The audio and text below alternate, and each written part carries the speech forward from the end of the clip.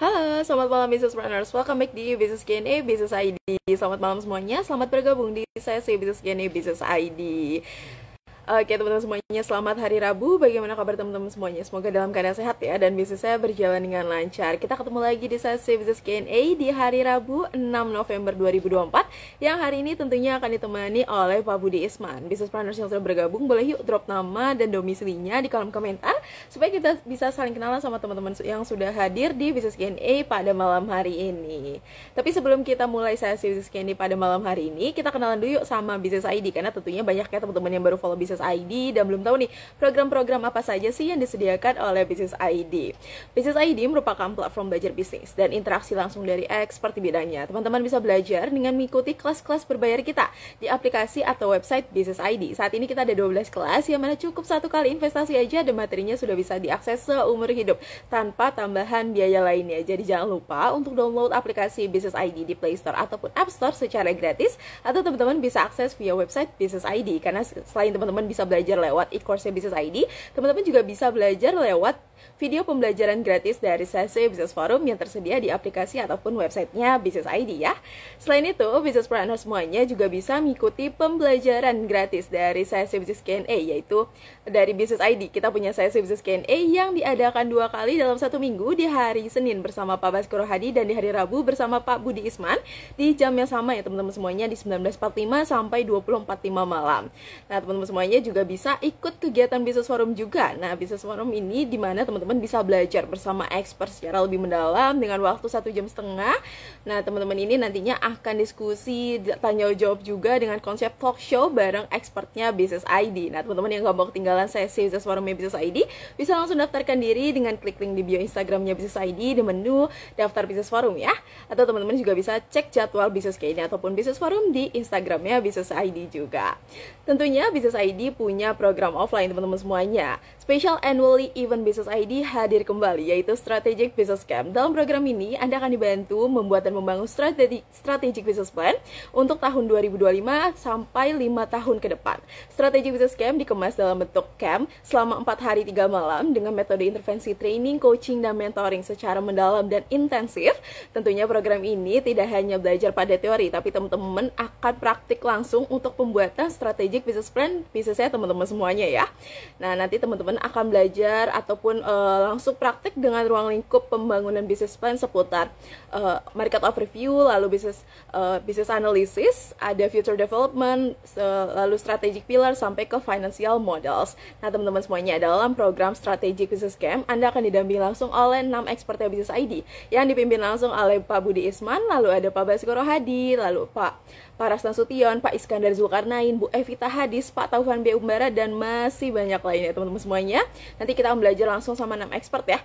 Langsung dibantu teman-teman pembuatan strategic business plan bareng 6 expert ya Business ID secara mendalam dan lebih intensif lagi. Karena 4 hari 3 malam ini teman-teman akan dipandu langsung, ditemani langsung untuk pembuatan strategic business plan bareng 6 expert ya Business ID. Jadi teman-teman gak cuma dalam sesi campnya aja, teman-teman di luar campnya teman-teman selama 8 jam sampai 12 jam pun teman-teman akan tetap didampingi bareng expertnya Business ID untuk pembangunan strategic business plan ataupun business plan-nya teman-teman semuanya. Catat tanggalnya ya, untuk strategic business camp Business ID akan diselenggarakan di tanggal 21 sampai 24 November 2024 di Padma Resort Legian Bali. Teman-teman yang mau cek info detailnya bisa langsung klik link di bio Instagramnya Business ID ya. Tapi untuk strategic business camp ini terbatas dan hanya untuk undangan saja. Jadi teman-teman bisa tetap cek, tapi kami harus akurasi dulu teman-teman yang bisa hadir dan kami kirimkan undangannya. Oke teman-teman semuanya yang sudah bergabung, boleh yuk drop nama dan domisilinya di kolom komentar supaya kita bisa saling kenalan sama teman-teman yang sudah hadir malam hari ini. Dan kita tunggu Pak Budi untuk bergabung ya ke room malam hari ini. Pak Budi boleh dikirimkan juga ya untuk undangan bergabung ke room malam hari ini. Yuk teman-teman yang sudah gabung juga boleh drop nama dan domisilinya. Kita cek ya teman-teman dari mana aja sih. Ada Bu Risa dari Jember nih, Tewan Kiboba juga yang sudah hadir. Ada Pak Hidayatullah Ibrahim dari Aceh. Oke teman-teman, Manuhua di Makassar. Ada Bulia dari Riau juga yang sudah hadir. Selamat malam Pak Budi. Malam Reza, apa kabar? Alhamdulillah sehat. Gimana kabar Pak Budi? Baik-baik. Alhamdulillah ya. Seperti biasa. Baru pulang ya Pak? Baru Gimana? pulang nih kayaknya dari Jambi ya. Hmm. Iya, Surabaya, Jogja, Jambi, balik Jakarta. Tadi juga ke Bogor. Baru ya pulang dari Bogor. Bantu Eh, teman-teman ini. Ya, teman-teman semuanya, minggu ini ya Pak, minggu kemarin dan minggu ini Pak Budi juga lagi padat, lagi banyak ya Pak membantu teman-teman bisnis planner semuanya nih dalam pembangunan bisnisnya. Jadi tentunya kita punya waktu ya Pak, waktu Mas nih, golden hour-nya nih untuk ketemu Pak Budi, sharing insight juga, dapat insight tambahan juga untuk pembangunan bisnisnya teman-teman semuanya. Jadi teman-teman semuanya jangan sampai sia-siain ya Pak kesempatan waktunya hari ini untuk belajar, nambah insight juga. Jadi teman-teman yuk boleh disiapin dulu buku catatannya, pulpennya, dan lainnya. Teman-teman yang udah hadir juga boleh drop namanya dan domisili supaya kita bisa saling kenalan ya sama teman-teman yang hadir hari ini. Karena tentunya malam hari ini kita udah nyiapin insight menarik ya Pak, yang udah disiapin Pak Budi nih teman-teman semuanya, yaitu strategi pertumbuhan tahun 2025. Kita sering ya Pak bahas seputar apa sih strategi pertumbuhan buat tahun 2025, bagaimana sih strateginya. Tapi kali ini kita akan bahas lebih dalam lagi ya Pak, gimana sih strategi yang teman-teman bisa pilih untuk pertumbuhan tahun 2025. Jadi teman-teman semuanya disiapin dulu buku catatannya, pulpennya, didengerin juga insight dari Pak Budi di malam hari ini. Kita akan mulai dulu dengan sesi sharingnya. Tapi teman-teman boleh sambil siapin juga pertanyaan-pertanyaan nantinya untuk didiskusikan ataupun ditanyakan ke Pak Budi. Nanti saya bantu untuk tanyakan ke Pak Budi dan Pak Budi akan bantu jawab juga ya teman-teman semuanya. Nanti boleh pertanyaannya di drop di box Q&A ataupun di kolom komentar. Kita dengar dulu sesi sharingnya dari Pak Budi. Silakan, silakan Pak. Ya, makasih Reza. Ya, selamat malam semuanya teman-teman bisnis planners yang sudah hadir. Ini saya lihat ada siapa lagi? Hidayatullah Ibrahim ya, hadir terus dia dari Aceh. Ada Mbak Esti, luar biasa Solo juga hadir, Faiz juga ada ya. Dan teman-teman Irfan juga kayaknya baru hadir juga ini. Terima kasih ya sudah hadir. Jadi memang topik kita hari ini kita coba bahas mengenai strategi pertumbuhan di tahun 2025. Nah, kenapa kita bawa ini topik untuk teman-teman karena ya biasanya nih ya biasanya di akhir-akhir tahun ini selain dari kita mencoba menyelesaikan bisnis kita di tahun ini, kita juga sudah mulai memikirkan tahun depan ya. Kalau teman-teman memang pengen tentunya punya rencana untuk yang dieksekusi tentunya tahun depan di bisnisnya masing-masing. Nah, jadi iya betul ya. Jadi saya rasa mungkin saya mulainya dari mana ya? Saya mulai mungkin dalam sebulan terakhir ini kami juga keliling-keliling ya bersama teman-teman. Kita juga banyak juga membantu teman-teman untuk menyiapkan strategi bisnisnya, rencana bisnisnya, baik jangka pendek ya tahun depan 2025, sekaligus juga mungkin membuat strategi yang lebih jangka panjang ya 3-5 tahun ya. Nah, pertama sebelum kita masuk ke apa sih strategi pertumbuhan yang mungkin opsi-opsi yang bisa teman-teman pelajari untuk bisnis masing-masing. Nah, sebelumnya setelah saya keliling-keliling ya sebulan terakhir ini pun ya kemarin malam juga sempat juga kumpul sama teman-teman di Jambi. Sebelumnya saya juga ke Jogja, sebelumnya ke Surabaya gitu ya. Dan semuanya sedang mempersiapkan ya, semuanya sedang mempersiapkan diri ya, termasuk tadi juga di Bogor ya, kami juga sedang mempersiapkan diri untuk rencana tahun depan. Nah, kenapa ya, rencana ini penting ya kalau bagi saya ya secara pribadi ya, walaupun bisnisnya teman-teman mungkin belum begitu besar. Mungkin ada yang sudah besar ya, kalau sudah besar maka rencana bisnis itu makin penting untuk saya. Tapi kalau bisnis teman-teman masih kecil, penting nggak? Ya menurut saya penting juga ya, karena ujung-ujungnya kalau kita nggak punya rencana, nggak jelas tujuannya bagaimana dan targetnya apa, goalsnya bagaimana, kemungkinan besar pencapaian kita itu mungkin tidak bisa kita ukur ya, karena apa yang kita tidak tulis, apa yang kita tidak tetapkan ya sebagai ukuran, maka kita sendiri juga tidak tahu apakah kita itu sudah sukses atau mencapai goals dan targetnya masing-masing kita ya. Nah, jadi setelah diskusi dengan banyak teman-teman ya, selalu yang jadi pertanyaan itu adalah saya sudah melakukan banyak hal misalnya tahun ini gitu ya. Nah, tahun depan itu bagaimana ya? apa yang sebaiknya saya lakukan, karena nggak ada teman-teman yang nggak pengen tumbuh kan gitu ya, semuanya pengen tumbuh. Tapi situasi sekarang ini mungkin banyak teman-teman yang mungkin ada yang tumbuh, ada yang tidak ya, ada yang malahan menurun misalnya ya. Nah, ini yang harus kita analisa dulu ya, kenapa itu terjadi. Nah, jadi biasanya sebelum saya masuk untuk strategi pertumbuhan itu ya sudah jelas ya. Pertama, yang saya sarankan untuk teman-teman adalah untuk menganalisa kondisi bisnisnya masing-masing sekarang ini seperti apa. Nah, jadi teman-teman yang sudah pernah misalnya belajar Smart Business Map ya, baru kemarin juga kita adakan di Surabaya gitu ya, mungkin bisa menggunakan itu sebagai salah satu alatnya. Nah, kalau teman-teman yang belum misalnya belajar itu, banyak cara lain ya. Jadi misalnya data-data dari bisnisnya teman-teman tahun ini, mulai dari penjualannya, mulai dari perkembangannya, mungkin mulai dari produknya, mulai juga dari pasarnya seperti apa gitu ya. Dan kira-kira tahun ini itu seperti apa bisnis kita? Apakah tumbuh, apakah flat saja ya, atau malah menurun ya. Jadi situasi itu harus kita bahas dan kita analisa dulu. Nah, jadi kalau kita sudah tahu itu, tentunya sebelum kita mengatakan, oh saya mau melakukan strategi ini ya, kita juga harus memahami sebetulnya faktor-faktor apa saja yang di luar itu, ya di luar sana itu yang mungkin mempengaruhi bisnis kita. Dan ini sudah saya sampaikan juga sebetulnya di banyak kesempatan nih, di live Instagram ya yang lalu, kemudian mungkin di bisnis forum, di kopdar kemarin itu Jogja juga sempat saya sampaikan.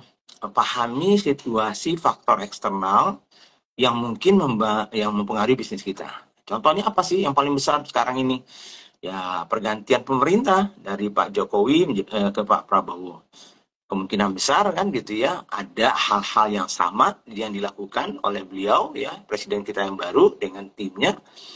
Bisa juga ada perubahan-perubahan yang mungkin punya dampak ke bisnis kita. Nah, itu juga harus dianalisa ya.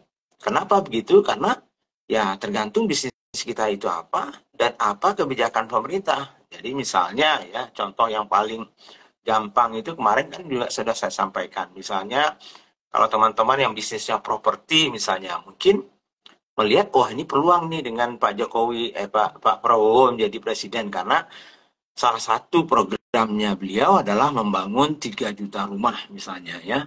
Kemudian salah satu lagi adalah misalnya bukan menghilangkan ya, atau tidak mengenakan pajak yang 16% untuk properti misalnya. Nah, itu hal-hal yang positif kan gitu ya, untuk kita ya. Nah, bisa juga ya, yang positif lainnya misalnya teman-teman yang mungkin UKM misalnya. Nah, kemarin itu juga sudah sudah disampaikan juga oleh timnya Pak Prabowo tentunya dengan program-program misalnya makanan gratis ya. Kemudian ada susu misalnya. Nah, ini kan peluang-peluang ya yang mungkin bisa dilihat misalnya. Jadi intinya apa sih? Ada faktor-faktor di luar sana itu, apakah itu kebijakan pemerintah, apakah itu misalnya perubahan perilaku konsumen ya, atau perubahan teknologi yang bisa berdampak positif atau negatif ke bisnis kita. Nah, itu kan harus kita coba analisa. Jadi kita analisa kondisi bisnis kita analisa tentunya faktor-faktor eksternal itu. Nah, setelah itu tentunya kita pengen nih tahun depan itu mau bagaimana bisnis kita kan itu ya. Nah, mau bagaimana itu maksudnya adalah targetnya apa sih, goalsnya apa misalnya ya. Nah, itu kan harus ditetapkan gitu ya. Nah, bisa jadi teman-teman belum punya misalnya strategi jangka panjang 5 tahun ya. Biasanya saya suka ya, ada ya strategi jangka panjang 5 tahun supaya 5 tahun lagi misalnya kita pengen jadi apa, kemudian kita pecah-pecah strateginya itu menjadi tahunannya. Sehingga tahun 2025 apa, 2026 apa, 27 apa, 28, 29 misalnya ya. Nah, jadi sehingga lebih jelas gitu kiblatnya kita, lebih jelas misalnya arahnya kita. Ya, sebab setahun itu pendek ya, pendek. Tapi oke. Kita akan bicara tentunya untuk tahun depan ya. Kita fokus malam ini gitu. Nah, tapi kembali saya juga tetap sarankan teman-teman punya mimpi yang lebih besar, yang lebih panjang, bukan hanya setahun aja. Karena seperti yang kemarin juga saya sampaikan ke teman-teman, perasaannya baru Januari Februari ya, kemarin itu ya. Baru selesai tahun baru, nah sekarang ini sudah mau selesai lagi tahun ini gitu ya.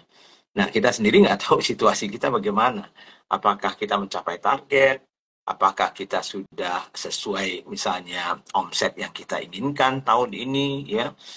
Tiba-tiba waktu sudah berjalan cepat, setahun sudah mau habis gitu ya. Nah, itulah gunanya kalau saya sih ya tentunya teman-teman memikirkan yang agak lebih panjang, tapi kemudian fokus yang lebih detail adalah yang tahunannya. Nah, sehingga untuk tahun ini tentunya teman-teman harus mempersiapkan strategi apa yang tepat untuk mencapai target teman-teman ya untuk tahun 2025. Dan itu ya.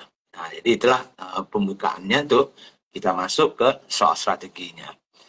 Nah, strategi ini sendiri sebetulnya kan namanya strategi ya. Sebetulnya strategi itu lebih ke arahnya ya, jalannya. Jadi kita harus punya goals-nya dulu ya, targetnya, objektifnya kita. Apa sih objektif kita tahun depan itu? Misalnya yang paling gampang tentunya angkanya misalnya ya.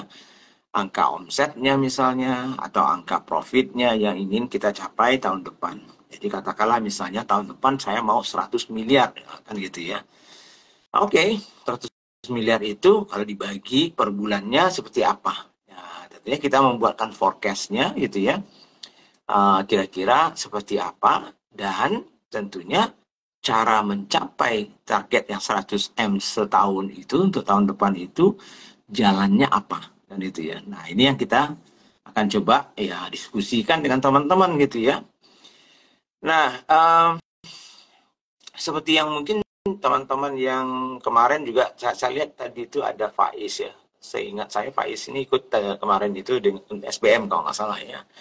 Nah, jadi sebetulnya yang simple ya, yang juga saya sampaikan di Instagram saya tadi pagi ya kalau nggak salah ya, goblok-gobloknya sebetulnya ya. Sebetulnya untuk mencapai omset itu sebetulnya ya caranya itu memang macam-macam. Tapi pada intinya adalah hanya dua saja ya. Adalah bagaimana kita menjual volume lebih banyak gitu ya, atau harganya yang kita naikkan gitu ya. Nah, tentunya strategi naikkan harga ini ya harus hati-hati kan itu. Harusnya strategi pertumbuhan kita itu jangan diandalkan kepada kenaikan harga ya. Karena bagi saya kenaikan harga itu tetap penting gitu ya, karena nggak mungkin juga kita nggak naik harga ya kalau barang-barang itu naik semuanya. Tapi kenaikan harga itu bukanlah strategi yang utama kalau saya gitu ya. Jadi strategi yang paling utama itu adalah bagaimana meningkatkan konsumsi produk atau jasa kita oleh konsumennya kita atau customernya kita. Nah, jadi volumenya ya. Apakah kita jualan ayam goreng, apakah kita jualan baju fashion, apakah kita menjual skincare, atau kita menjual rumah, apapun itu, atau jasa misalnya ya, tetap sama. Jadi strategi bermain di harga, menaikkan harga itu harus hati-hati ya, saran saya tentunya, apalagi dengan kondisi di mana ekonomi kita ini masih apa ya, banci ya saya bilang ya, karena pertumbuhannya ada tapi nggak terasa gitu ya, karena banyak sekali juga teman-teman yang merasakan bahwa kok daya beli masyarakat turun ya. Nah, ada yang seperti itu. Walaupun kemarin-kemarin kan saya sampaikan juga berapa banyak teman-teman yang saya datangi ya, yang kita kunjungi misalnya dan segala macamnya itu, mereka malahan tumbuh gitu ya. Jadi tidak semuanya juga tidak tumbuh itu. Malahan justru banyak sekali yang teman-teman yang kita temui, yang kita support, yang kita bantu itu justru malahan tumbuh gitu ya. Nah, tapi memang secara umum ya, karena situasi ekonomi kita walaupun tumbuh tapi kok rasanya itu tadi itu ya, daya beli ya, daya beli masyarakat itu seolah-olah itu turun apapun penyebabnya. Sehingga kita harus memikirkan juga bermain di harga atau kenaikan harga itu menjadi sangat riskan. Jadi kalaupun teman-teman nantinya misalnya meningkatkan omsetnya itu salah satunya adalah dengan menaikkan revenue, menaikkan harganya, maka harus dipertimbangkan dengan matang seberapa besar kenaikan harga itu ya dibandingkan tentunya dengan kemungkinan orang misalnya tidak membeli lagi atau mengurangi pembelian dari produk dan jasa teman-teman. Itu dari sisi harganya. Tapi kembali seperti yang saya katakan, kalau kita nggak naikkan harga bertahun-tahun, ya repot juga. Bisa-bisa kita juga kehilangan marginnya kita, keuntungan kita, kan istilahnya. Jadi hati-hati intinya. Jadi fokusnya kemana sih? Ya, fokusnya adalah di peningkatan volumenya. Volume artinya konsumsinya. Baik konsumsi, istilahnya itu konsumsi atau pemakaian ya. Kalau jasa mungkin pemakaiannya, konsumsi kalau makanannya misalnya, atau fashion gitu ya. Jadi volume itu, nah bagaimana meningkatkan volumenya itu gitu ya. Nah disinilah yang mungkin ya, yang salah satu yang beberapa kali ya kami juga melihat bahwa teman-teman yang punya produk ya, yang misalnya banyak bermain di online gitu ya, maka memang online ini menjadi salah satu tentunya channel ya untuk kita jualan ya, sales channel namanya ya. Dan juga sekaligus tentunya kita channel sales dan komunikasi. Nah itulah yang sekarang ini banyak teman-teman misalnya menggunakan sosial media ya, baik misalnya Instagram, TikTok ya, Facebook ya, dan segala macamnya itu. Nah itu menjadi salah satu yang harus teman-teman perhatikan. Nah beberapa teman-teman yang kita temui kemarin itu juga, terutama yang menjual produknya ya, yang bukan makanan ya, yang bukan makanan yang dikonsumsi langsung gitu ya, itu sudah mulai memikirkan bahwa peluang untuk masuk ke offline-nya ya di luar dari online itu sebetulnya cukup besar. Namun teman-teman sendiri ya kadang-kadang tidak punya skills-nya, tidak punya pengetahuannya, tidak punya pengalamannya untuk membangun bisnis offline-nya. Karena banyak sekali teman-teman yang mungkin selama ini jago ya bermain di online-nya, mungkin menjadi internet marketer sebelumnya, ya kemudian setelah itu membangun produknya. Jadi bisa tuh membangun. Padahal peluang untuk bertumbuh itu salah satunya adalah di offline-nya kan gitu ya. Nah, offline ini ya kalau kita lihat secara total ya, bisnis online itu sebetulnya relatif masih kecil secara kalau bisnis retail ya kita cerita dibandingkan bisnis offline kan gitu ya. Nah, jadi teman-teman juga harus melihat masa peluang untuk tumbuh itu bukan hanya di online. Kadang-kadang di online ini sendiri kalau saya lihat apa namanya ya, itu banyak yang sudah stuck kalau sudah jualannya tuh 6, 7, 8 M sebulan. Nah itu sudah mulai lebih repot gitu. Walaupun ada juga yang bisa jualan 10, 15 M sebulan secara online gitu ya. Nah, Sabri di sini juga kan untuk jasa kontraktor rumah gimana Pak? Ya sama sebetulnya ya kan itu ya. Jadi fokusnya apa sih kan itu ya? Fokusnya menjual volume jumlah rumahnya bukan dengan kenaikan harga rumahnya. Karena untuk menjual, untuk mendapatkan pertumbuhan itu kan bisa saja jumlah penjualannya sama tapi harganya dinaikkan, dapat naik juga omsetnya. Nah, apalagi sekarang di perumahan misalnya contohnya tadi itu ya, perumahan sekarang ini kalau dilihat mungkin ya apalagi dengan programnya Pak Prabowo ya dengan 3 juta rumah itu kemungkinan besar itu kan untuk rumah-rumah kelas-kelas rumah apa namanya, rumah sederhana gitu ya, rumah sederhana atau rumah kelas menengah bawah. Nah, jadi itu juga sangat rentan terhadap perkembangan harga gitu ya. Nah, kalau permintaan perumahan itu menjadi tinggi karena ada programnya Pak Prabowo misalnya ya, tentunya kontraktor ini sebagai bagian dari ekosistemnya juga melihat itu sebagai peluangnya. Tapi peluang kita di mana nih? Nah, bisa jadi kontraktor rumah yang misalnya lebih kecil menengah atau yang lebih sederhana misalnya contohnya. Jadi melihat peluang ini itu penting banget ya jadi menurut saya. Jadi tadi kembali ya, jadi apapun bisnis kita itu volume dibandingkan harga ya. lebih fokuskan ke volumenya. Nah, volume ini apa nih? Nah, jadi teman-teman yang bermain di online, ya, misalnya, maka lihatlah peluang yang offline-nya itu. Karena offline itu bisnisnya misalnya ya untuk skincare, mungkin untuk fashion, ya, walaupun fashion sekarang ini, katakanlah masih besar sekali bisnisnya itu di online gitu ya. Nah, sehingga yang offline itu kayaknya itu diabaikan. Padahal peluang bisnis untuk offline itu besar sekali ya. Nah, ini yang sering mulai sekarang ini teman-teman yang kita bantu selama ini sudah mulai itu melek matanya. Ya. Melek matanya melihat, wah ini kayaknya benar juga ya, peluangnya sangat besar sebetulnya.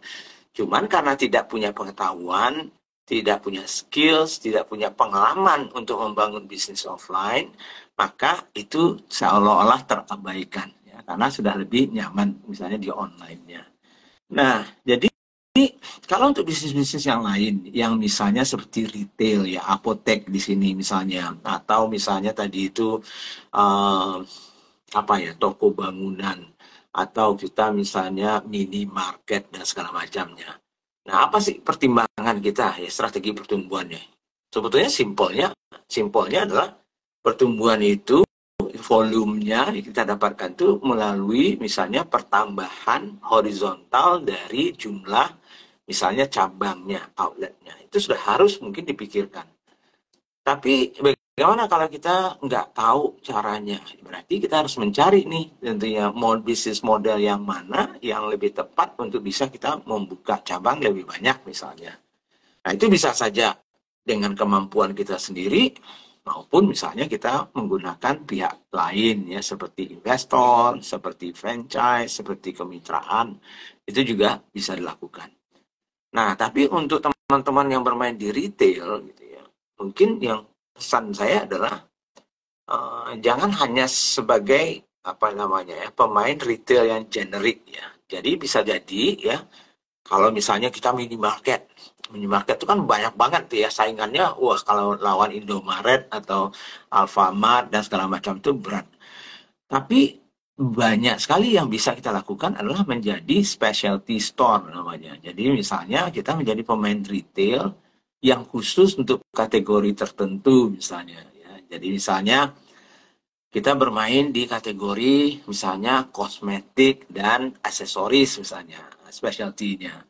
Atau kita bermain di misalnya tadi khusus misalnya produk-produk misalnya frozen saja misalnya ya. Jadi bukan hanya generik seperti meniru Indomaret misalnya. Jadi apa sih konsepnya itu misalnya adalah jadi kita tumbuh dengan menjadi spesialis ya. Itu juga bisa ya.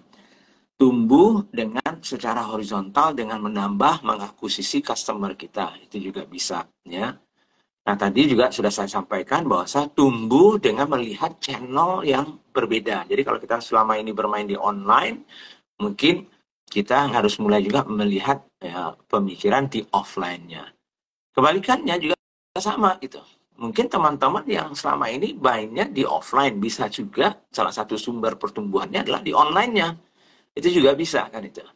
Nah, jadi itu sesimpel itu aja dulu ya. Itu sebetulnya tinggal bagaimana kita membuat rencana yang pasti gitu ya. Misalnya dengan kita menghitung nih, kalau misalnya kita ambil strategi kita adalah dengan menambah volume itu dengan cara membuka cabang baru, setiap cabang itu berapa kan gitu ya, dan bisa nggak kita mencapai misalnya dalam setahun itu membuka cabang untuk mencapai omsetnya kita. Atau kembali tadi itu bisa juga kita bilang bahwa di online kita sudah sampai 5 miliar nih sebulan misalnya. Tapi ternyata kita bisa sebetulnya juga bermain di offline-nya. Sehingga misalnya kita pengen offline minimal juga bisa 5M sebulan. Nah, berarti kita harus belajar dan membuat rencana bagaimana kita masuk ke dalam offline bisnisnya. Ya. Nah, jadi itu opsi-opsinya ya, opsi-opsi yang bisa. Nah, yang lain yang sangat sederhana juga yang selalu saya sampaikan, kalau tadi itu adalah lebih banyak ke istilahnya itu market penetration-nya. Jadi penetrasi pasarnya, kita buka cabang misalnya ya. Kita tadinya di online menjadi di offline, offline-nya menjadi di online gitu ya.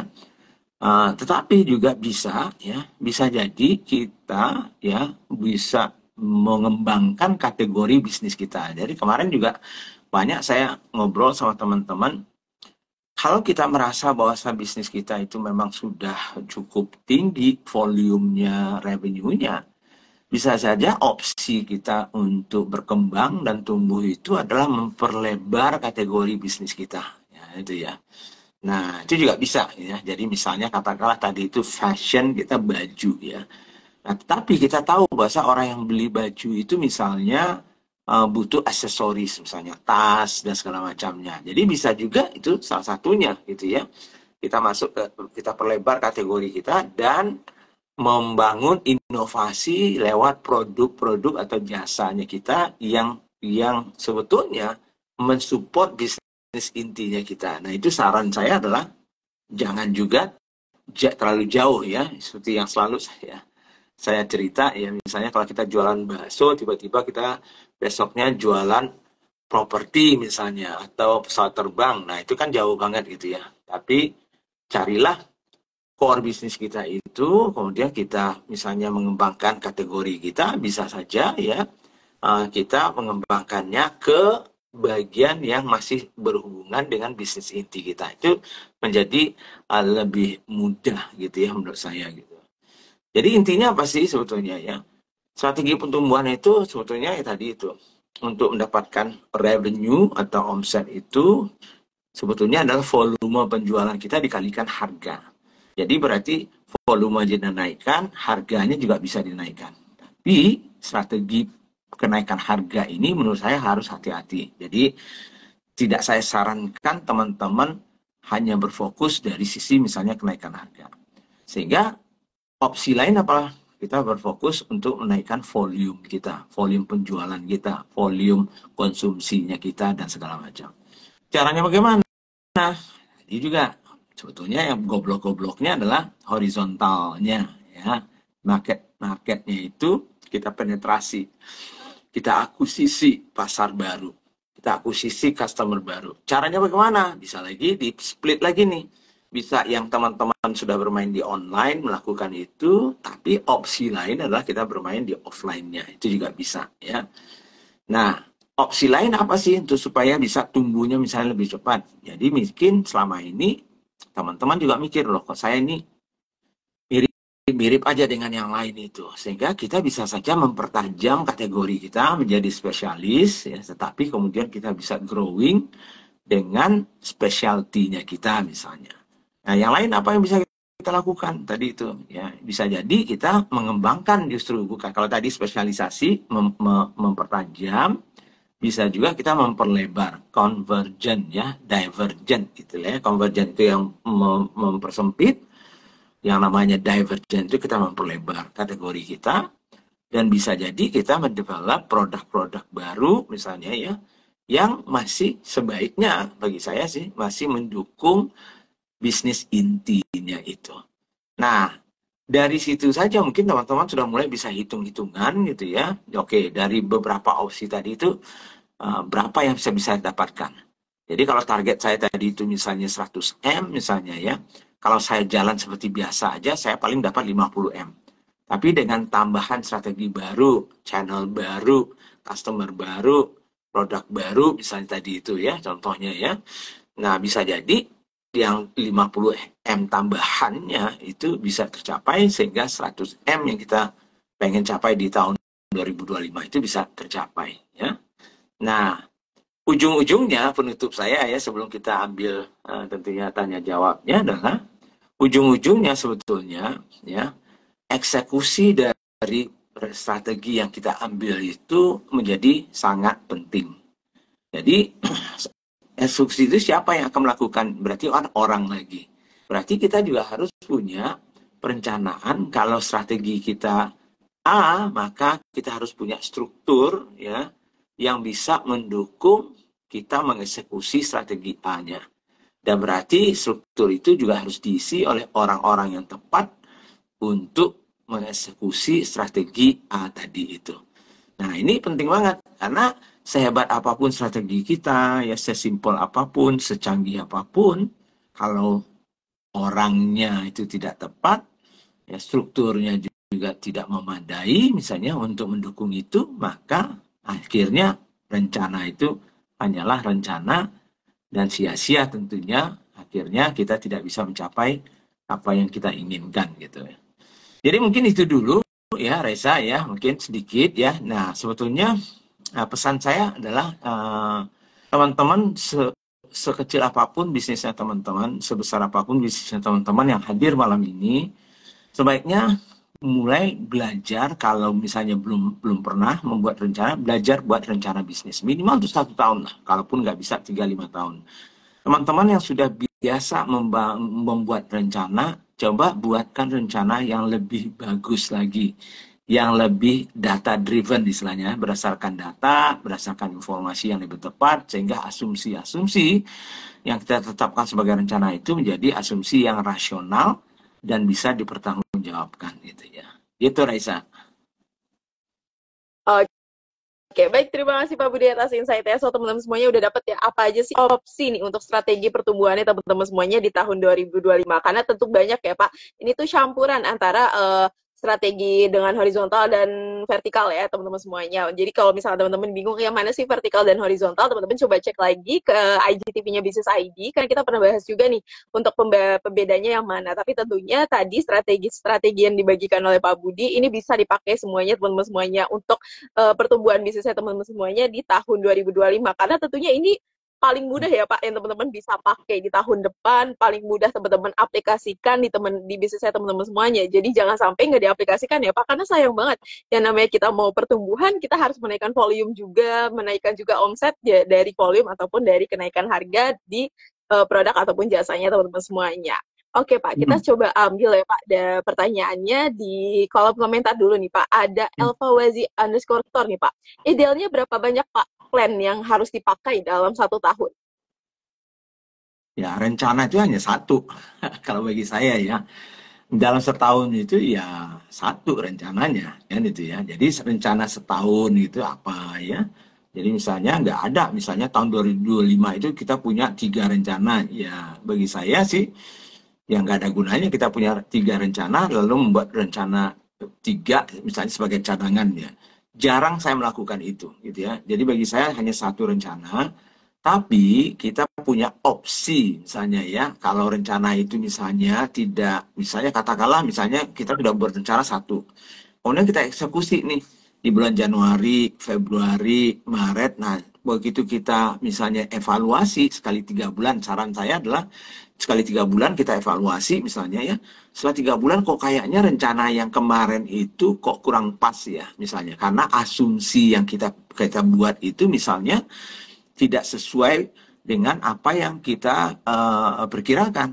Nah, dari situ sebetulnya itu yang kita namakan adjustment ya, penyesuaian. Jadi mungkin sekali 3 bulan kita review, kalau memang diperlukan penyesuaian, maka kita lakukan penyesuaian. Jadi rencananya tetap satu gitu ya, tapi bisa dilakukan review, monitoring, evaluasi, dan kalau dibutuhkan kita melakukan penyesuaian. Jadi penyesuaian itu kalau saya dulunya sekali 3 bulan sih saya lakukan. Tapi di kuartal 1 ya, bulan Maret misalnya kita review, bulan April misalnya ya, April tahun depan. Biasanya jarang saya lakukan penyesuaian ya, karena 3 bulan itu menurut saya sih terlalu pendek untuk kita mengatakan, wah ini sudah gagal ini kan gitu ya. Jadi bisa jadi eksekusinya yang kurang pas, mungkin sumber dayanya mungkin kurang tepat, misalnya dan segala macamnya. Ya itu yang harus dievaluasi terus gitu Raisa. Yes, oke. Baik, terima kasih Pak Budi atas jawabannya. Semoga bisa membantu nih jawaban dari Pak Budi, karena tentunya kita butuh ya Pak evaluasi juga nih. Walaupun kita punya tujuannya satu, ada option lainnya, tapi yang menjadi pilihan beragamnya ada strateginya ya Pak untuk menempuh rencana tersebut. Jadi teman-teman semuanya perlu strateginya ya Pak, yang memang banyak optionnya supaya rencananya tercapai dengan tujuannya teman-teman udah pastikan, udah teman-teman tetapkan nih. Oke, baik Pak. Saya mau ambil lagi pertanyaan dari Kerubim 10 ya Pak di box Q&A. Tapi teman-teman semuanya yang mau bertanya, udah punya pertanyaan, boleh banget drop pertanyaannya di box Q&A ataupun di kolom komentar ya. Jangan malu-malu karena tentunya ini buat teman-teman semuanya bertumbuh di tahun 2025, jadi jangan malu-malu untuk bertanya ya. Kita ambil pertanyaan dari Kerubim 10. Bagaimana nih Pak strategi cara owner bisa mempunyai orang kepercayaan atau tangan kanan dalam dinamika karyawan? Karena tentunya tadi salah satu hal pentingnya adalah eksekusi ya Pak. Jadi itu gimana nih Pak supaya strateginya ini terjalankan dengan baik, eksekusinya baik, tapi masih bisa dilihat dengan baik juga Pak, supaya nggak Ya, terjun jadi langsung bagaimana mungkin itu teman. strateginya? Cara owner bisa mempunyai orang kepercayaan. Nah, ya enggak juga sih sebetulnya ya. Kepercayaan itu kan tidak bisa dibeli begitu saja gitu ya. Jadi biasanya sih yang bisa dilakukan oleh teman-teman itu adalah melihat misalnya timnya itu siapa. Jadi mungkin diawali dari rekrutmen timnya sendiri ya. Jadi kalau kita merekrut orang itu ya tentunya orang-orang yang menurut kita misalnya pantas masuk di perusahaan kita. Ya baik dari sisi misalnya kompetensi, skillsnya, mungkin pengalamannya, termasuk juga sikap, karakter, dan nilai-nilainya dia gitu ya. Misalnya integritasnya dia, ya trust kita bisa percaya atau tidak. Nah dari sekian banyak tentunya ya teman-teman pas mulailah sebetulnya melakukan evaluasi ya. Jadi misalnya dalam kita bekerja ya sehari-hari kan pasti kita bersinggungan mungkin dengan teman-teman. Apalagi kalau bisnis kita belum terlalu besar misalnya ya. Kalau kita punya 20 orang ya kemungkinan besar kita cukup kenal dengan 20 orang itu. Lain kalau kita punya 1.000 ya karyawan, nah itu kan beda ya. Tapi kalau katakanlah 20 orang, nah berarti 20 orang itu kita setiap hari mungkin ya atau mungkin seminggu itu sering sekali kita berhubungan dengan mereka. Nah, dari situ sebetulnya kita sudah bisa melihat karakter-karakter dan sikap-sikapnya mereka. Jadi kalau saya boleh pilih misalnya ya contohnya ya, berarti kan orang-orang yang pertama tentunya orang yang kita pilih itu masuknya itu juga harus disaring dengan baik. Tapi kalau dia sudah masuk, berarti dari sanalah kita juga mementor dia, memasukkan nilai-nilai yang kita anut itu ya supaya sama dengan mereka. Dan dari situlah kita mengevaluasi mereka.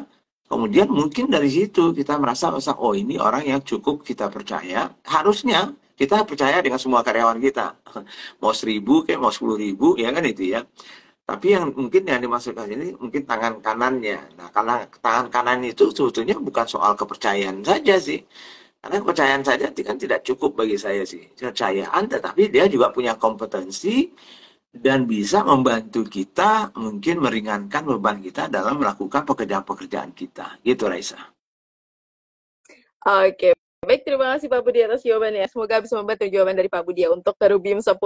Oke Pak, sambil nungguin teman-teman business planners lainnya juga bertanya, karena kita masih punya banyak waktu ya teman-teman semuanya untuk diskusi dan tanya jawab. Saya mau tanya juga nih Pak, teman-teman itu kan biasanya adalah males ya Pak sebenarnya nih mikirinnya nanti bikin bisnis plan-nya dan lain-lain. Nah tentunya kan yang jadi masalah adalah salah satunya adalah males ya Pak. Nah problem lainnya apa sih Pak yang menjadi penghambat ya teman-teman semuanya ini menyiapkan strateginya bisnisnya mereka sendiri Pak? Karena tentunya kan ini sebenarnya untuk pertumbuhan mereka sendiri ya, tapi kadang teman-teman tuh bingung bagaimana mulainya, startnya seperti apa, lihatnya dari mana, dan gimana caranya Pak untuk aplikasinya itu. Ya apanya ini? Malasnya itu kenapa gitu?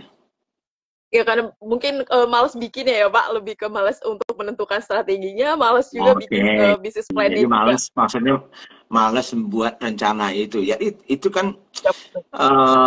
ya itu yang seperti yang saya sampaikan bahwa kalau kita ingin menjadi bisnis yang besar ya, menurut saya sih salah satunya adalah kita juga punya kemampuan dan keinginan untuk membuat rencana. Rencana itu tidak harus rumit ya. Walaupun ada orang yang saya nggak pakai rencana Pak gitu ya, nggak mungkin ya orang besar itu nggak punya rencana ya nggak ada itu ya misalnya mau mendirikan pabrik, masa nggak punya rencana sih mendirikan pabrik? Kan nggak mungkin kan ya. Jadi misalnya kita investasi 100 miliar, nggak pakai rencana, goblok amat kita kan itu ya. Buka cabang misalnya, masa nggak punya rencana sih kan itu ya. Nah justru ya seperti yang saya bilang tadi itu, masa rencana itu tidak jangan dianggap sebagai momok gitu ya, seolah-olah wah ruwet. Nah, jadi belajar gitu ya. Dan belajar yang sederhana aja dulu. Saya adalah orang yang percaya bahwa untuk kita belajar itu kita mulai dari yang sederhana, yang basic-basic saja dulu. Makanya kami di bisnis.id pun juga selalu menekankan soal fundamentalnya dulu.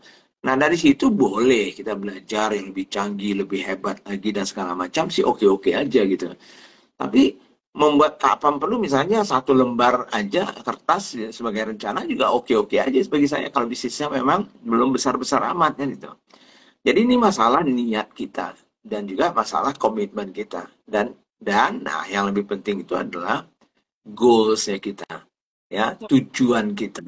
Jadi kalau teman-teman yang saya temui beberapa bulan ini itu adalah teman-teman yang punya mimpinya besar semua, ya. Kalau enggak kita juga males juga itu ya, ketemu sama mereka kan itu ya.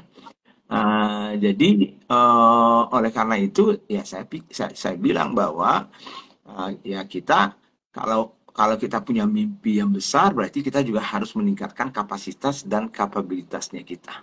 Yes. Gitu. Oke, baik Pak. Jadi balik lagi ya teman-teman semuanya nih, kalau emang bisnisnya udah punya mimpi ya Pak, punya mimpi yang besar, otomatis teman-teman juga terdorong ya Pak untuk bikin rencana, untuk menyiapkan goals-nya, walaupun sesederhana mungkin ya, pasti teman-teman juga udah menyiapkan goals. Jadi teman-teman semuanya kalau bisnisnya mau besar ya Pak, punya mimpi besar, teman-teman itu harus mulai dari membuat rencananya, membuat goals-nya dulu ya Pak. Goals-nya cuma satu pun nggak masalah ya Pak. Jadi teman-teman bisa pakai dulu goals yang menjadi tujuan utamanya teman-teman semuanya, baru teman-teman buatkan strategi-strategi turunannya. Oke Pak, tadi kan ada dibahas juga ya Pak, evaluasi ini menjadi hal penting juga ya Pak, yang dilakukan untuk melihat gimana sih works-nya si strategi pertumbuhan ini ke bisnisnya teman-teman semuanya. Nah, mungkin ada nggak sih Pak standarisasinya nih Pak, buat teman-teman ngelihat evaluasinya itu bagaimana, yang menyesuaikan dengan goals ataupun tujuan mereka Pak? Ya, ya. Jadi seperti yang saya bilang sekaligus juga ada ongki manual. Ini apa sih poin-poin pentingnya ya dalam perencanaannya. Seperti yang tadi itu membuat rencana itu nggak bisa hanya saya pengen ini, bukan itu saja ya boleh itu kalau nggak ada kalau teman-teman nggak paham caranya minimal ada goals-nya, tujuannya, tahun depan saya mau apa, omsetnya apa, itu boleh saja. Tapi kan menetapkan apa maunya kita itu kan harus ada rasionalnya gitu ya, harus ada logikanya. Jadi nggak bisa aja tiba-tiba kita baru mulai, saya pengen tahun depan itu 20 triliun. Ya nggak masuk akal menurut saya kan itu ya, kecuali ajaib aja itu ya bisa dilakukan. Nah jadi maksudnya apa sih? Jadi elemen yang terpenting itu adalah kita mempunyai semacam analisa gitu ya dari faktor-faktor apa saja yang akan mempengaruhi bisnis kita. Ya, tadi itu faktor-faktor luar tadi itu. Kemudian memahami kondisi bisnis kita sekarang, ya, di mana kita sekarang. Nah, baru setelah itu kemana kita mau pergi nih, tujuan kita, goals kita, ya target kita. Nah, apa itu? Nah, baru setelah itu untuk mencapai itu kita perlu strategi. Strategi itu bisa 1, bisa 2, bisa 3 ya, tergantung dari itu apa yang ingin kita capai gitu. Nah, kalau strategi itu sudah ada, berarti kita membuatkan namanya rencana kerjanya atau action plan-nya yang lebih detail ya, supaya tadinya strateginya adalah kita mau meningkatkan omset kita melalui misalnya pengembangan pasar di beberapa daerah. Strateginya ya, action-nya adalah membuka toko 10 di Jabodetabek. Nah, itu mungkin rencana kerjanya.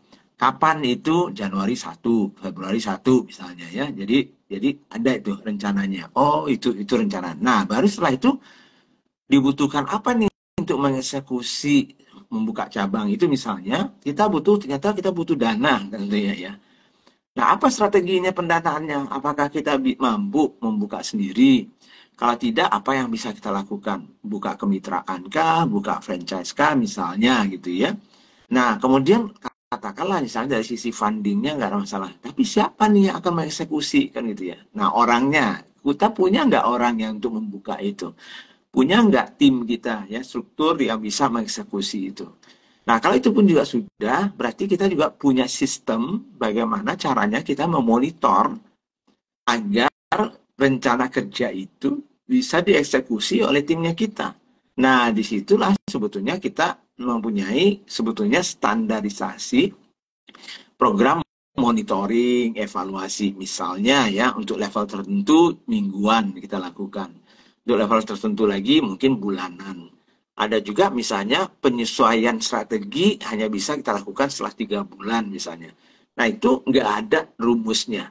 Tapi kita harus punya sistem yang terstruktur, yang bisa kita apa namanya itu ya, disiplinkan itu menjadi bagian dari bisnis proses agar kita bisa tadi itu memonitor dan juga sekaligus juga mengevaluasi dan kapan perlu melakukan penyesuaian terhadap strategi yang kita eksekusi di tahun depan misalnya. Gitu Raisa.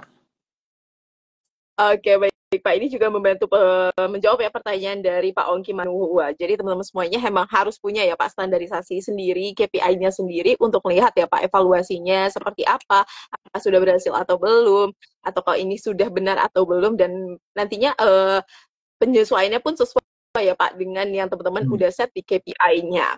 Ya. Oke, baik Pak. Balik tadi kan memang kita butuh ya Pak, namanya strategi, kita butuh dana, kita butuh budget ya Pak dalam penyelaksanaannya ataupun dalam eksekusinya. Nah Pak, misalnya teman-teman ini yang terdampak Pak, yang terdampak deflasi sekarang ataupun lagi cash flow-nya lagi menurun ataupun lagi stagnan nih Pak, tapi tetap mau pakai strategi pertumbuhan dari Pak Budi tadi. Nah, gimana Pak caranya yang paling gampang supaya teman-teman tetap bisa menggunakan strategi tersebut Pak, walaupun cash flow-nya lagi menurun, lagi stagnan, lagi nggak benar juga nih Pak, gimana? Ya tadi itu kan yang penting itu pertama punya nggak kita itu peluang untuk bertumbuh ya tadi itu ya. Makanya faktor-faktor yang di luar sana itu kemudian lihat pasarnya kita itu kan penting ya. Nah, kalau memang pasarnya masih luas sekali ya, kita masih kecil, berarti peluang untuk tumbuh itu ada. Nah, sekarang bagaimana nih cara kita tumbuh? Makanya ada strategi tadi yang kita cerita. Nah, tapi untuk mengeksekusi itu kan kita butuh sumber daya. Nah, sumber daya itu yang paling utama tentunya ada dua, sumber daya uang, sumber daya manusianya gitu untuk mengeksekusi. Nah, katakanlah tadi itu Raisa, katakanlah oh saya mau buka cabang nih misalnya ya 20 tahun depan. Tapi saya nggak punya ya kemampuan dari sisi cash flow-nya. Nah, itu kan harus direncanakan gitu ya. Makanya penting sekali kita juga kalau teman-teman misalnya belajar keuangan ya, jadi ada laporan laba rugi, ada balance sheet yang neraca gitu ya. Nah, dari situ biasanya kita juga mempunyai namanya itu laporan cash flow ya, laporan uang arus kasnya kita. Jadi dari perencanaan tadi itu, kalau kita mau buka 20 cabang itu, ternyata ya dari uang sendiri itu nggak cukup. Misalnya kita masih minus 5M misalnya ya untuk tahun depan. Nah, pertanyaannya adalah dalam rencana kita, 5M ini ditutupi pakai apa nih? Kan itu ya. Nah, apakah kita mau tambah modal? Oh, ternyata ya kita bilang kita nggak punya modal nih, tambahan lagi. Nah, kalau begitu ada dua opsi lagi nih, utang. Gitu ya. Oh, kita nggak mau berutang. Berarti cari jalan investor. Mau nggak investor? Gitu. Nah, investor itu bisa saja, misalnya investor ya yang menanamkan uangnya untuk diganti dengan saham yang milik kita. Bisa juga kita membuat bisnis model yang tadi itu misalnya franchise, kemitraan itu kan sebetulnya bisnis model yang sebetulnya punya apa namanya itu ya positifnya untuk membantu tadi itu cash flow-nya kita ya karena pendanaan dari pembukaan cabang itu tidak harus kita biaya sendiri misalnya ya. Nah, itu strategi-strategi yang bisa kita lakukan ya.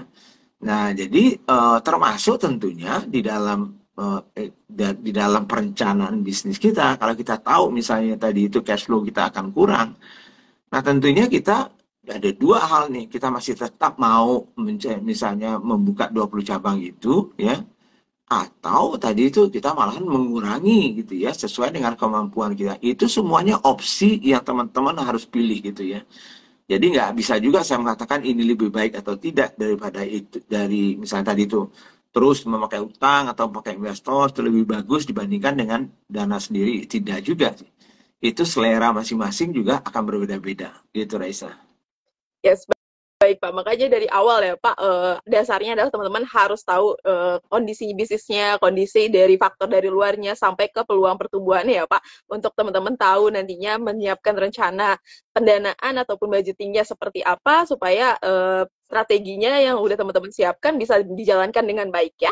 Oke, nah kalau misalkan teman-teman ini kan sukanya dengarnya pengalaman ya Pak, teman-teman yang mungkin kita udah sering banyak dampingi nih Pak, pengennya tahu kalau misalkan nih Pak, dari teman-teman yang kita dampingi, tentunya kan mereka sudah punya rencana-rencana yang bagus, yang besar, yang punya goals-nya mantep-mantep ya Pak. Tapi tentunya di dalamnya ada penyesuaian-penyesuaian tertentu. Nah, ada nggak sih Pak cerita seru nih dari teman-teman yang kita dampingi saat mereka menjalankan strategi pertumbuhannya, ada adjustment-nya nih Pak, ada penyesuaian-penyesuaian yang mungkin ada perubahannya besar nih Pak di bisnisnya mereka semuanya. Ya banyak sih, hampir hampir semua teman-teman yang kita dampingi, kita mentor, kita bantu, kita advice, itu pasti ada penyesuaian gitu ya. Uh, Bisa penyesuaian itu kan tidak harus negatif ya. Penyesuaian itu kadang-kadang misalnya bisa bisa jadi ya. Ada kemarin ya, saya tentunya saya nggak bisa sebutkan apa perusahaannya gitu ya. Justru malahan misalnya targetnya katakanlah misalnya X misalnya ya, ternyata setelah direview dan segala macamnya itu ya dilakukan penyesuaian karena ya, kita merasa bahwa target yang X itu terlalu kecil kan itu ya. Nah karena setelah perkembangan dilihat dan segala macamnya, oh ternyata bisa X plus 2 misalnya kan itu ya. Jadi penyesuaian itu bisa bisa berarti positif, tapi bisa juga berarti negatif ya. Negatif itu dalam arti misalnya tadi itu targetnya tadi 100, sekarang ini jadi 80 penyesuaian. Tapi itu dari sisi target. Tapi bisa juga targetnya nggak berubah, tapi penyesuaian dari strateginya, nah, kan gitu ya. Nah, misalnya tadi itu contohnya misalnya ya, katakanlah misalnya ada salah satu teman kita juga. Jadi awalnya ekspansinya mengatakan, wah kalau gitu saya ekspansi cukup dengan utang saja misalnya. Karena toh saya masih punya kemampuan untuk misalnya bank mau memberikan misalnya pinjaman misalnya. Tapi setelah direview ya goals-nya apa, baik buruknya apa dan segala macamnya, sehingga penyesuaiannya adalah, oh mending saya IPO aja langsung, nggak perlu pakai investor. Jadi investornya adalah publik misalnya kan itu ya. Nah itu juga ada yang seperti itu kan itu ya. Karena walaupun dia masih bisa misalnya ya dari sisi laporan keuangannya masih bagus dan segala macamnya gitu ya. Nah, sehingga mereka itu akhirnya bilang, oh kalaupun saya bisa utang, tapi kayaknya itu lebih bagus saya mengajak orang menjadi investor saya. Tapi caranya bagaimana? Oh, melalui misalnya venture capital, private equity, atau bisa juga IPO. Nah, ternyata pilihannya kemarin itu, oh, mending IPO aja. Kan itu. Nah, itu kan penyesuaian gitu ya. Dibandingkan misalnya 2 tahun yang lalu, beda lagi gitu ya. Ada lagi penyesuaiannya, misalnya sampai kategori bisa juga disesuaikan kan gitu ya. Jadi kemarin itu misalnya kategorinya X misalnya ya. Nah, kemudian setelah dijalankan, loh, kayaknya setelah dijalankan segmen pasar yang kita memang mau servis itu kategorinya itu mungkin belum tajam gitu. Oh, sehingga kita harus pertajam atau perlebar. Jadi hampir apa ya? Hampir semua teman-teman itu waktu membuat rencana bisnis itu nggak ada yang 100% uh, akurat tuh nggak ada. Nggak bisa. Saya juga 40 tahun pengalaman saya juga nggak ada itu yang 100% persis seperti apa yang kita mau, nggak ada. Pasti ada penyesuaian. Nah, itu yang harus dipahami lah teman-teman. Nggak ada yang kaku dalam membuat rencana itu. Jadi seolah-olah, wah kalau saya buat rencana itu berarti saya nggak bisa melakukan hal yang lain. Tidak juga gitu. Ya. Yes, betul banget. Jadi teman-teman semuanya jangan takut ya Pak sebenarnya sama penyesuaian-penyesuaian yang memang menghasilkan hasil baik ya Pak buat teman-teman semuanya. Jadi perlu banget sebenarnya juga penyesuaian dalam bisnisnya teman-teman semuanya, dalam perencanaan itu penting banget karena kita nggak tahu ya Pak perubahan-perubahan dari market, dari customer itu seperti apa juga. Jadi teman-teman butuh juga penyesuaian saat rencana bisnis sudah teman-teman siapin juga. Oke, baik, terima kasih Pak. Mungkin ini jadi tambahan insight ya buat teman-teman semuanya yang saat ini masih takut-takut kalau misalkan salah ngambil strategi strateginya, bingung ngambil rencananya seperti apa. Semoga teman-teman dapat insight tambahan, dapat penerangan lebih dalam lagi ya, supaya teman-teman bisa dapat nih bagaimana sih teman-teman bisa milih strategi pertumbuhan yang sesuai sama teman-teman semuanya. Oke Pak, kita sudah sampai di penghujung dari sesi bisnis Q&A di malam hari ini. Sebelum kita tutup Pak, mungkin ada pesan penutup buat teman-teman semuanya supaya strategi pertumbuhan yang tadi Pak Budi sampaikan bisa langsung diaplikasikan dengan baik, dimanfaatkan dengan baik juga, dan gimana sih Pak pengaplikasiannya di teman-teman semuanya. Silakan Pak. Ya, terima kasih ya. Jadi sebetulnya kalau saya sih sebetulnya nggak susah-susah amat ya. Strategi itu apalagi bisnis teman-teman misalnya belum terlalu besar ya. Jadi kalau fokus saya sih kalau teman-teman yang masih belum terlalu besar, belum triliunan misalnya, fokus saja dari sisi penetrasi pasarnya. Ya, dari sisi bagaimana kita membangun, mengakuisisi customer kita secara horizontal, bangun consumer base-nya gitu ya. Yang kedua, ya, customer base yang sudah ada, kita harus kelola dengan baik, menjadikan dia customer-customer yang long time dan loyal terhadap kita, sehingga kita membangun sales, volume, dan omset yang vertikalnya gitu ya. Nah, kalau memang memungkinkan kita bisa masuk ke pasar yang baru atau kita mengembangkan pasar yang ada, ya itu jauh lebih bagus. Sehingga kita sebetulnya memperbesar kue dari kategori kita. Lalu yang ketiga sebetulnya adalah inovasi ya dan renovasi dari produk dan jasa kita itu bisa menjadi sumber pertumbuhan juga. Baik melalui bisnis inti kita maupun kita mengembangkan misalnya kategori-kategori yang mendukung misalnya inti dari bisnis kita itu. Nah, tapi ujung-ujungnya adalah eksekusinya nantinya ya, di mana eksekusi itu biasanya akan dilakukan oleh timnya teman-teman, sehingga salah satu strategi yang harus ada dalam rencana bisnis teman-teman adalah bagaimana Anda punya strategi dalam membangun organisasi yang kompeten ya, dan membangun kapabilitas dari teman-teman untuk mengeksekusi itu. Jadi itu adalah bagian dari strateginya sendiri. Singkat-singkatnya adalah sebesar apapun bisnisnya teman-teman, sekecil apapun, belajar untuk mempunyai rencana bisnis ya, eksekusi dengan baik, mudah-mudahan tahun depan kita menjadi bisnis yang lebih baik lagi. Itu sih Raisa. Oke, baik, terima kasih Pak Budi atas insight-nya yang diberikan di malam hari ini dan sudah meluangkan waktunya nih untuk berbagi insight ke saya juga business planner semuanya. Semoga teman-teman bisa langsung aplikasikan dan manfaatkan dengan baik ya, karena kita masih punya waktu 2 bulan buat teman-teman semuanya siapin strategi pertumbuhan bisnisnya, siapin business plan-nya. Jadi teman-teman semuanya, strategi tadi teman-teman bisa langsung masukkan ke business plan-nya teman-teman semuanya untuk mencapai goal ataupun tujuan yang teman-teman siapin juga. Oke, terima kasih banyak Pak Budi. Terima kasih Raisa, selamat malam semua teman-teman. Assalamualaikum. Waalaikumsalam. Selamat malam dan selamat beristirahat, Pak Budi. Oke. Oke teman-teman semuanya, buat teman-teman semuanya tapi yang saat ini sudah besar, teman-teman yang punya mimpi besar, mau siapin bisnis strategi bisnis plan-nya untuk 5 tahun ke depan, Business ID juga punya program. Salah satu programnya yaitu Strategic Business Camp. Nah, dalam program ini teman-teman akan dibantu membuat dan membangun strategic business plan untuk tahun 2025 sampai 5 tahun ke depan. Strategic Business Camp dikemas dalam bentuk camp selama 4 hari 3 malam dengan metode intervensi training, coaching, dan mentoring yang dikemas dalam 4 hari 3 malam ini ya teman-teman semuanya bisnis camp. Nanti teman-teman akan belajar bersama 6 expert bisnis ID yang dipimpin langsung oleh Pak Budi Isman, lalu ada Pak Baskoro Hadi, Pak Iskandar Zulkarnain, Pak Paras Nasution, Bu Evita Hadis, dan Pak Taufan B. Umbara. Teman-teman akan dibantu pembangunan strategi bisnis plan-nya dengan ruang lingkup, bisnis modelnya, lalu ada market overview, sampai strategic pillar, sampai ke financial model. Jadi teman-teman akan dapat semua strategi bisnis plan-nya selama 4 hari 3 malam ini, nantinya dibantu oleh expert bisnis ID untuk pembangunannya. Catat tanggalnya ya, untuk strategi bisnis camp akan dilaksanakan di tanggal 21 sampai 24 November 2024 di Padma Resort Legian Bali. Nah teman-teman semuanya, untuk strategi business camp ini untuk invitation aja, jadi teman-teman semuanya tapi tetap bisa cek detail infonya dengan klik link di bio Instagramnya Business ID, dan teman-teman nantinya bisa dikurasi lagi ataupun teman-teman dicek lagi apakah teman-teman udah siap untuk menyiapkan strategi business plan di strategi business camp-nya. Teman-teman bisa cek info detailnya dengan klik link di bio Instagram Business ID ataupun ke feed Instagramnya Business ID.